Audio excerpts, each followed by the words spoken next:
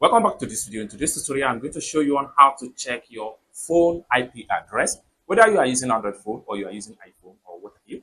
Consider to watch this video. So let's move. But before we dive into the tutorial, if you are very new to this channel and you find this tutorial useful, remember click on that subscribe, turn on the notification bell for more useful tutorial about phone tricks like this. So with that being said, let's get started.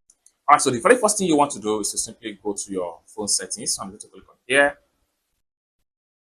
Then from your phone setting right here, what you want to do next is to simply scroll down, and then you have to go straight down to the about phone right here. So click on about phone, then take you to this particular page. Next thing you want to do is to simply scroll down, and then you have to navigate to status, your phone status.